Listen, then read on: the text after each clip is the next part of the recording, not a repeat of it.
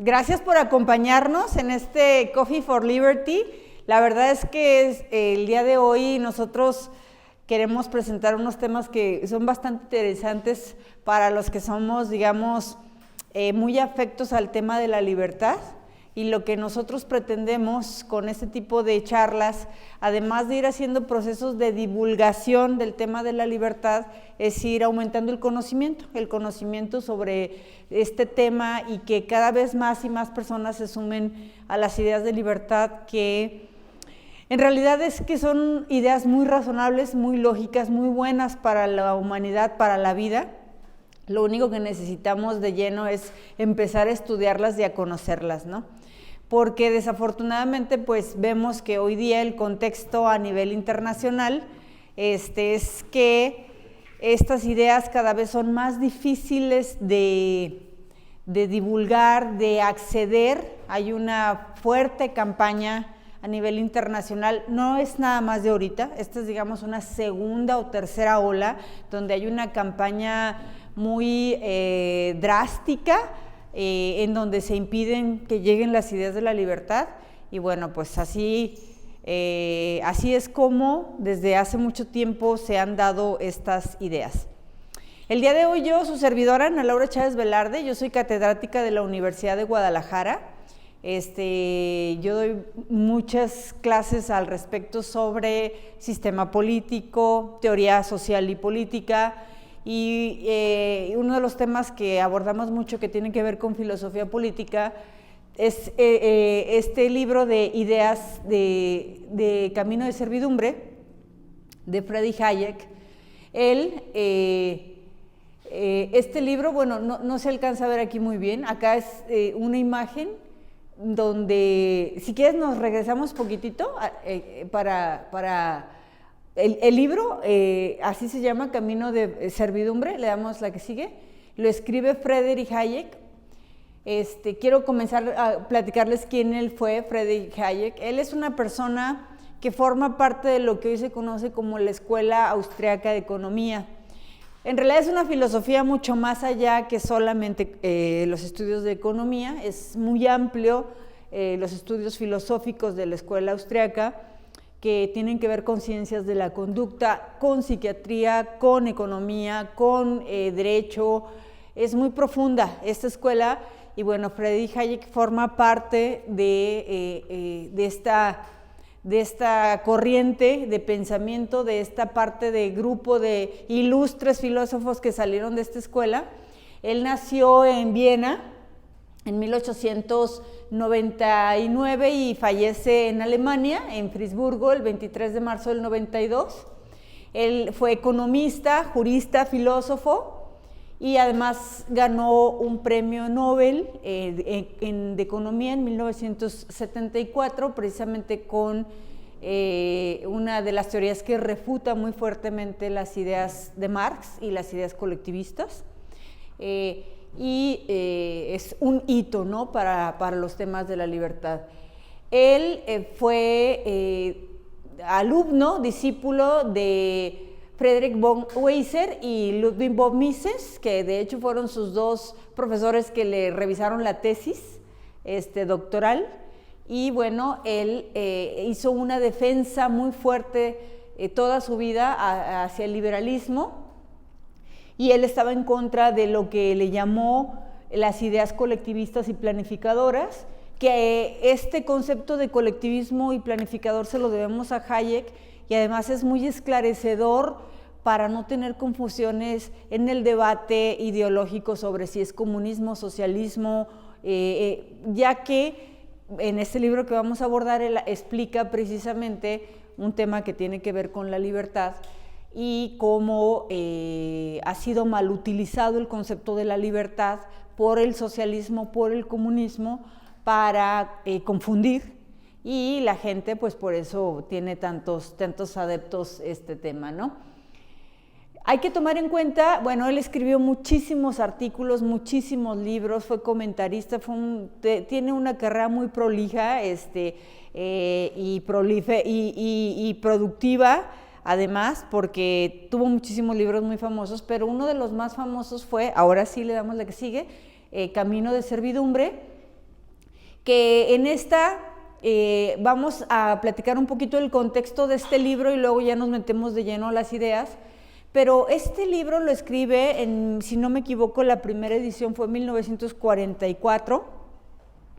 Estaba en su apogeo todavía el tema de la Segunda Guerra Mundial.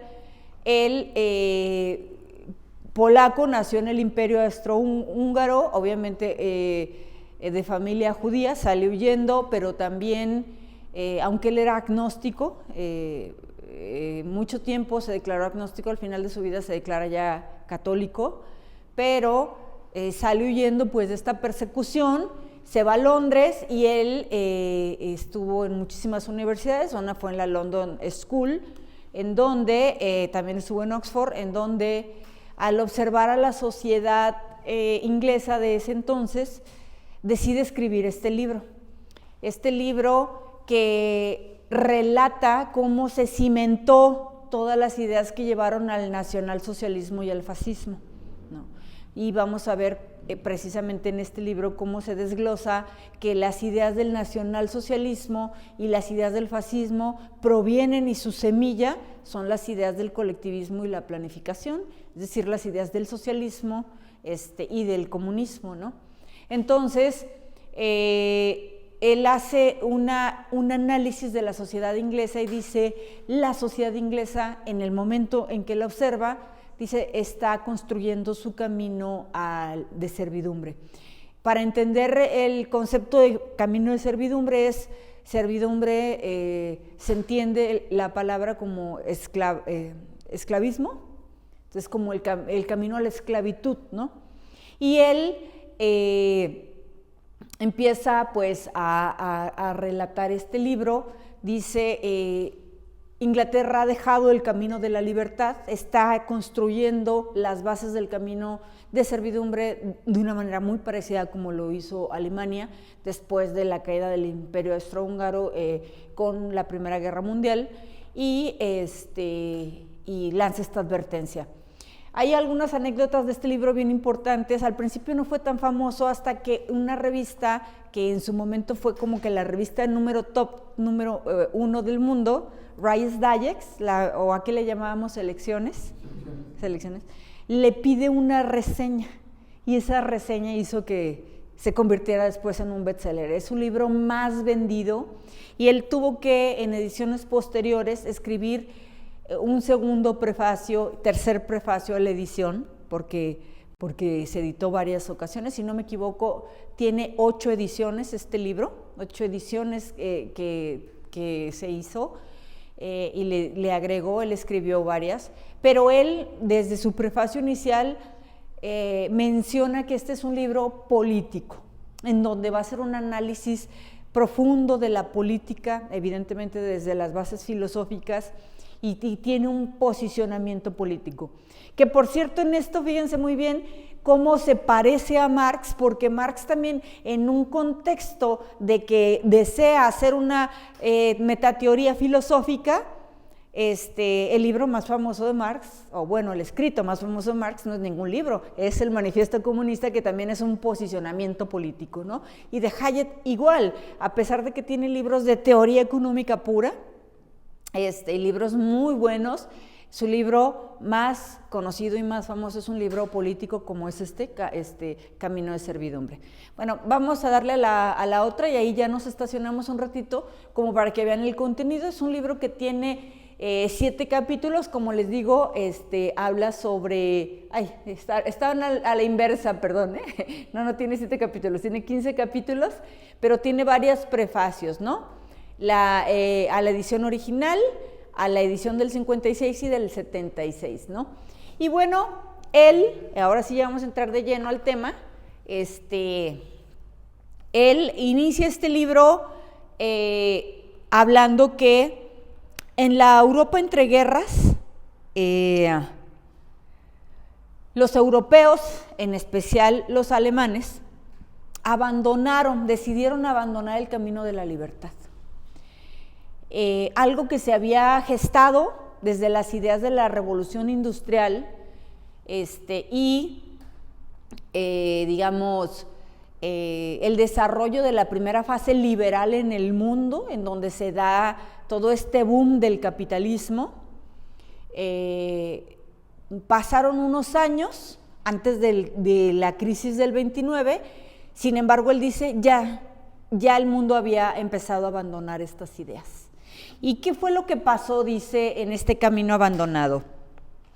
Él señala que por lo menos 25 años antes del totalitarismo, del nacionalsocialismo y del fascismo, la idea de individualismo se había perdido. Y de hecho era mal vista, era muy mal vista.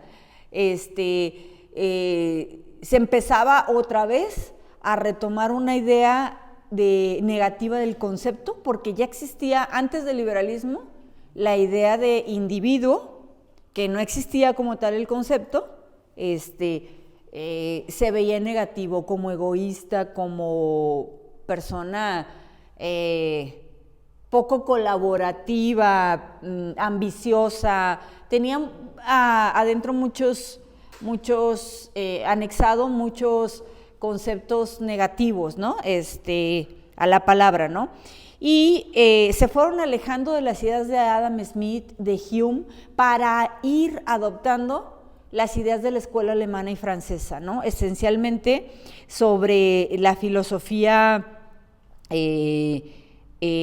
francesa colectivista, con impulsores como Rousseau. De los alemanes vimos otras influencias también, que tienen que ver más con el tema de la planificación, pero, es decir, esta idea de individuos libres que pueden crecer por sus propios medios, empieza la gente a alejarse de esta idea, la ven mal, la ven en negativo, y empieza a permear luego entonces otra vez la idea de la gran utopía. ¿Y qué es esta gran utopía? Que es hacia adelante, ¿no? Bueno, esta gran utopía habla sobre, cómo el colectivismo y la planificación lleva a la libertad, ¿sí?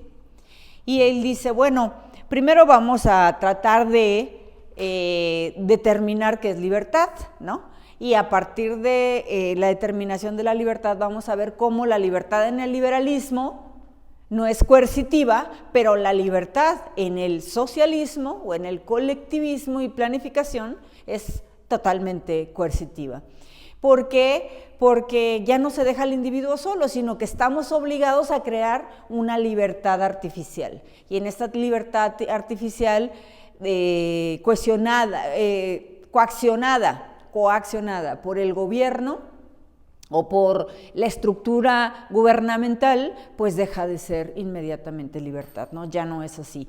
Se presenta pues un nuevo concepto utópico en donde, bueno, hay que decir algo, por qué empezaron a abandonar el camino y por qué se dirigieron a la gran utopía. Precisamente por este concepto, digamos, de libertad mal utilizado, ¿no? Porque empezó a ganar mucho terreno el tema del discurso de la desigualdad. Entre menor sea la disparidad entre uno y otro, más felices y libres somos. Cualquier parecido con la realidad actual es mera coincidencia, ¿no? Pero en realidad esta idea empezó a ganar mucho terreno. No podemos, decían en aquel entonces, tolerar que haya gente que gana muchísimo de gente que gane menos, ¿no? ¿Por qué? Porque esta desigualdad genera hombres egoístas, no colaborativos con su sociedad, y el gobierno pues luego entonces tiene que buscar cómo hacer esa brecha muchísimo más reducida, pero lo que no les dice, señala Hayek, es que efectivamente el socialismo sí iguala, sí logra, pero a la baja, no a la alta, ¿no? Y esta gran utopía se pensaba que se iba a lograr igualar a la alta, ¿no? se pensaba decir, bueno, todos vamos a ser ricos, todos vamos a salir de nuestra situación, y es algo que no ha podido, ¿no? Y evidentemente se empieza a hacer toda una crítica del individualismo versus colectivismo. Y se retoma la idea del colectivo, porque la idea individual viene de Adam Smith, más bien desde el Estado-Nación y la concepción del ciudadano, más Adam Smith, ciudadano libre, con capacidades individuales en adelante, y se aleja de la idea colectivista en un periodo, pero luego regresan. Yo soy el colectivo, ¿no? Yo soy alemán, soy italiano, y además soy de esta raza, ¿no? Y hay una visión colectiva y no individual, se abandonan las ideas individuales, ¿no? Pero dice, a ver, hay un problema. Para poder lograr este colectivismo no podemos evitar la planificación. ¿Qué quiere decir? Pues tenemos que planificar la vida de los demás. Hasta dónde, digamos, cuáles son los parámetros de riqueza, quién es un rico, cuánto es, qué tiene que hacer una persona, ¿no? Y se empieza a generar, él hace toda una explicación de por qué la planificación es inevitable en los temas colectivistas, y la planificación implica deshacer la individualidad. ¿Por qué? Porque hay un ente superior que te va a planificar, ¿no? O sea, cómo tienes que ser o cuál es tu estándar de vida, incluso cuál es el estándar hasta de la felicidad, ¿no? Este rollo de la felizología, ser felices, estar en grupo, en comunidad, repartiendo entre todos, hasta este concepto, y no dejar a los hombres libres, ¿no? Bueno, evidentemente la planificación es un contrario a la democracia, ¿sí? Porque bueno, más que un contrario, la planificación sí es un contrario de la democracia, pero sin embargo pueden coexistir, es lo que él dice. Y en esta coexistencia empieza a haber, llamémosle así, una competencia entre las ideas de planificación sin libertad y planificación con libertad. Y por eso es que nace, digamos, como este concepto de la socialdemocracia, ¿no? Entonces, a ver, si vamos a planear una sociedad, luego entonces esta va a poder elegir a sus gobernantes, va a tomar esas decisiones o no las va a tomar. Y fue esa lucha la que se dio justamente a posterior de la Segunda Guerra Mundial, con la Guerra Fría, ¿no? ¿Qué tipo de colectivismo vamos a implementar? Todavía no nacía la socialdemocracia como tal, sino lo que vimos fueron comunismos férreos, duros, después de la Segunda Guerra Mundial, y con ideas de libertad, ¿no? Sin embargo, bueno, hay que tomar en cuenta, Hayek siempre tuvo, toda su vida tuvo una rivalidad muy fuerte con Keynes en sus libros, y justo de planificación democracia, planificación Estado y control económico es la refutación de las ideas keynesianas a la propuesta de Keynes de la planificación del gobierno, ¿no? Porque decía, ¿cuál es el problema en la planificación del Estado y del derecho y el control económico? Él ahí expresa y explica lo que son las ideas, en general las ideas en la libertad. Evidentemente es muy difícil planear todos los escenarios posibles, prácticamente es imposible. Ni una máquina, incluso con inteligencia artificial hoy podría planear todos los escenarios que se dan dentro de una libertad. Es limitado, ¿no?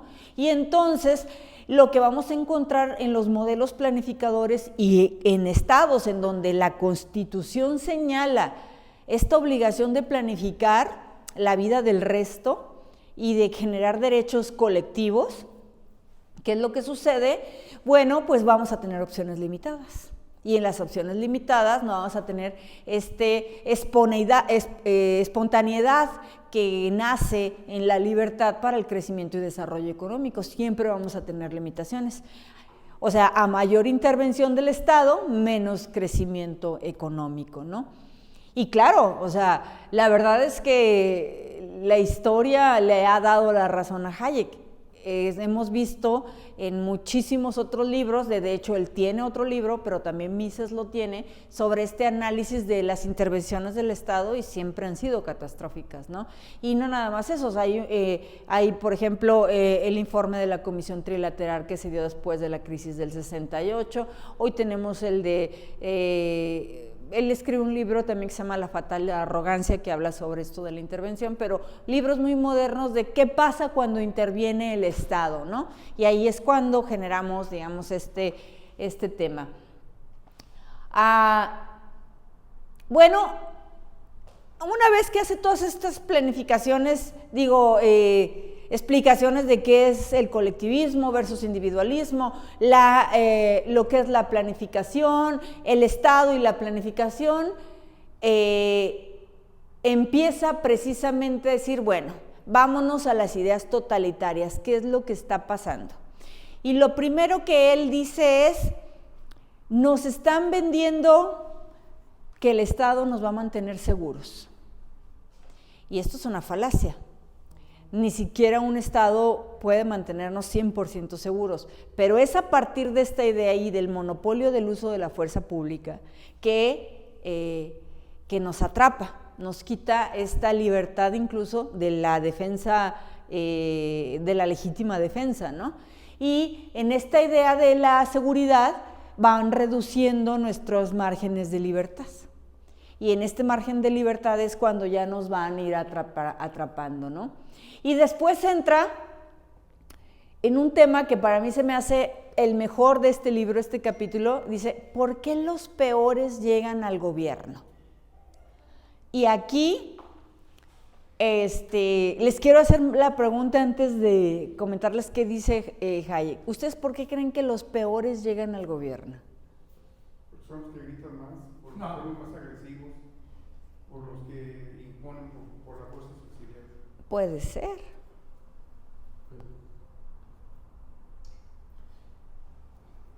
¿Qué es peor? Digamos.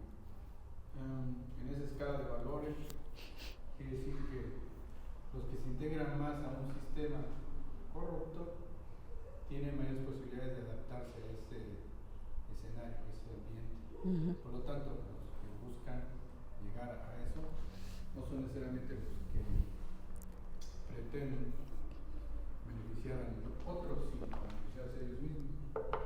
Por lo tanto, contra todo, quieren formar parte de ese ambiente. De ese ambiente. Yo creo que también por el discurso, ¿no? Al final, La construcción de la dialéctica, ¿no? Que tiene que ver, sí. se maneja y, pues, tristemente por la cuestión de los votantes, o sea, Sí, claro. al haber un discurso que llega más a las masas, Claro. Sí, digo, hoy ya sabemos eso, en aquel entonces todavía no se sabía, pero por ahí tiene que ver. ¿Alguien más quiere comentar? ¿Tú? ¿No? Porque, a ver, vamos diciéndole. Dos cosas, y esto se enlaza completamente con la propuesta marxista. Lo primero es que Marx plantea que la única manera de evitar estas desigualdades que en la libertad y en el capitalismo se dan es que el proletario, alzado en armas, armando una revolución, tome el poder oprimiendo a los burgueses, ¿no? Y ponga una superestructura denominada precisamente gobierno y Estado. Sin embargo, aquí él habla en este supuesto en donde cómo llegan al poder la gente, él habla más bien sobre el tema de la moral. Y él habla sobre todo en el tema de las leyes. A ver, dice, las leyes, el derecho, su fuente principal o una de sus fuentes principales es la moral, son las costumbres. También hay otro tipo, o sea, códigos antiguos, acuerdos constitucionales, pero uno de ellos es la moral, ¿no? Y dice, y él estudia profundamente la moral de las masas y dice, es que la moral no la hacen los grupos electos intelectuales. La moral es el consenso de las masas y las masas no educadas generan los usos y costumbres e imponen las leyes, y en un gobierno en donde viene con la idea de que todo debe ser colectivo y todo debe de ser para todos, ya tenemos ahí una masa apropiándose de que es lo mejor, que es la idea, dice, terminan imponiendo la moral. Y la moral, cuando no se discute profundamente y no entra en un proceso de discusión y análisis profundo de un grupo selecto de filósofos, tiende a ser bastante ligera. Y en esta ligereza pone leyes ligeras y por ejemplo, el violentar el Estado de Derecho es algo normal. De hecho, sucede hoy en día en México. Ya ni siquiera nos importa el Estado de Derecho, ¿no? O sea, vemos que ya no es, ni siquiera nos espantamos, ¿no? Vivimos atrocidades, porque así se denominan, atrocidades, que ni siquiera nos espantamos, porque nos vamos acostumbrando, ¿no?, a este tema. Y sin embargo vemos cómo culturalmente se absorben con la música, con la representación gráfica, con un montón de cosas. Ese es un proceso de degradación que lleva. Y aquí hace esta explicación absolutamente, dice, es por eso que tenemos todo un sistema dado desde la moral de las bases que hace que suban sus representantes y normalmente suelen ser los peores. Y sí, por estridencia, como dice el Señor, ¿no? Porque son los que más están. No les importa, lo que quieren es estar allí, ¿no? Y evidentemente se anula la verdad. En este momento se anula, se crea una posverdad o una mentira, como decía Goebbels, que repetida muchas veces puede convertirse en una verdad y que tiene que ver con los fines del grupo dominante y que no es la verdad absoluta, ¿no? Y precisamente en este ambiente en donde las masas no educadas, la masa como tal, que no es pensante, se impone. ¿Qué es lo que sucedió en esta etapa? Logró acallar muchas mentes brillantes y mantenerlas en silencio y excluirlas. Había quien decía, no, yo con tal de no pelear mejor no alego, ¿no? Ya que sea lo que ellos dicen. Pero en estos silencios y sumatoria de silencios se enraizó ideas verdaderamente locas, en donde ya no existía la verdad y la razón no se usaba, como sucedió en la Alemania nazi, que había una raza superior, aria, y que había que exterminar a un grupo de personas, que esto era una locura, y además se hicieron leyes para reglamentar todo esto, ¿no? Toda esta locura. Y precisamente estos procesos fue lo que levantó y echó raíces y hizo crecer al nacionalsocialismo y a los totalitarismos en el caso del fascismo, ¿no? Es decir, cambiaron absolutamente la perspectiva del orden internacional, del orden de la verdad, del orden de las cosas, y fue un proceso que fue caminando paulatinamente en la Alemania entre guerras, pero que él observó en la Inglaterra de ese entonces, ¿no? Y este libro lo quise traer a colación por algo que nos está pasando hoy en día. Y cuando uno se mete de lleno a este libro, literal empieza a ver el checklist de lo que está pasando actualmente, ¿no? En donde no importa el individualismo, es mal visto, tus intereses personales son egoístas, debe haber, en donde tenemos derechos colectivos que tienen que enraizarse por encima de los derechos individuales, que están vistos en negativo, en donde hay una lucha de contrarios, en donde la masa que se sintió por muchos años despojada y victimizada, explotada, logra armar un discurso que convence a la gran mayoría, además es muy estridente y calla a los que logran o quieren oponerse, los callan por el grupo y logran poner las bases para enraizar lo que posteriormente fue un totalitarismo y partiendo de ideas colectivistas y planificadoras. Y a mí me da mucho pendiente porque en México y en América Latina hemos caminado los pasos del camino de servidumbre. ahí vamos caminándolos, vamos. Y a mí me preocupa muchísimo más con las nuevas generaciones que no les gusta leer tanto o que quieren resolverlo todo con un video en TikTok, en donde para poder destruir y deconstruir las ideas de libertad es complejo, no es muy fácil, digo, las ideas colectivistas, perdón, es complejo, no es nada fácil, y requieren adentrarse al pensamiento filosófico, al entendimiento de los conceptos, a entender cuando una mentira es eso, una mentira que está tan bien hecha y repetida tantas veces que no es verdad, y refutarla por la vía de la razón y no de la emoción. Entonces, yo estoy muy preocupada por el futuro que viene y por lo que hemos estado viviendo los últimos años, porque de verdad este libro, lo que lo hace grande a este libro y es la elocuencia que logró describir todo lo que la sociedad hacía para llegar a un camino de esclavitud. Y claro, esta esclavitud él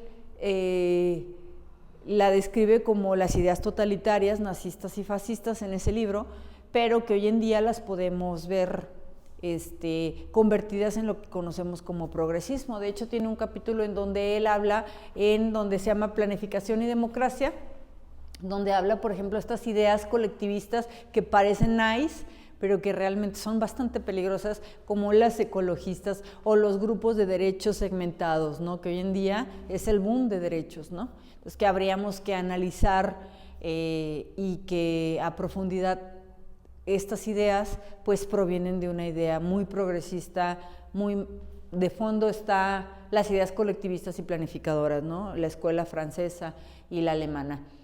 Y bueno, él concluye pues que de no dar la batalla en las ideas, acepta pues que el discurso liberal no es tan atractivo, a diferencia del discurso colectivista y planificador. También acepta que desarmar las ideas, explica un poco el éxito de las ideas socialistas y cuáles son esas ideas, el éxito, perdón. Dice, el socialismo ha logrado en frases muy pequeñas, en conceptos pequeños, meter realidades muy complejas, ¿no? Por ejemplo, aquí les voy a enseñar una para que vean que desarmar esa idea es bien complicada, pero decirla y entenderla es muy fácil. La mafia del poder, ¿sí? Que en otros países fue la casta y así, ¿no? Pero bueno, aquí la mafia del poder detrás se esconde, o sea, si la queremos desglosar es enorme, pero para deconstruirla, decir es una mentira. Es una serie de personas corruptas que no cumplieron la ley, que hay que hacer. Es enorme el discurso y no es fácil. Se aburre la gente, no le da. Y sin embargo, la potencia de esta frase tan concreta, tan pequeña, tan fácil, logra tener mucho impacto, y eso es lo que logra permear en las ideas. Y es lo que dice, bueno, vivimos una posverdad que no explica la realidad al 100%, hecha a partir de frases muy potentes, y lo único que queda es la construcción de las luchas de las ideas. Y ahí acaba. Pero yo quiero acabar y concluir aquí para que ya dialoguemos sobre el libro, si ustedes gustan, y de ideas, con una frase que escribió Ayn Rand, también una filósofa judía, que también huyó de la Segunda Guerra Mundial y también una gran liberal. Y ella decía, porque coincide con Hayek, de que en esta construcción del camino de servidumbre se tiene que dar la batalla de las ideas, ¿no? El argumentar, el no. Y dice, no es necesario que nos pongamos al tú por tú en la estridencia, como hoy sucede en las batallas de Twitter y de Facebook y de redes sociales, ¿no? Sencillamente con decir, no estoy de acuerdo. Pero nunca hay que volvernos a quedar callados, decía Ayn Rand, para que no se vuelva a cometer, ya que es un camino muy fácil de construir, muy claro de identificar y sabemos las consecuencias a dónde nos pueden llevar. Pues muchas gracias.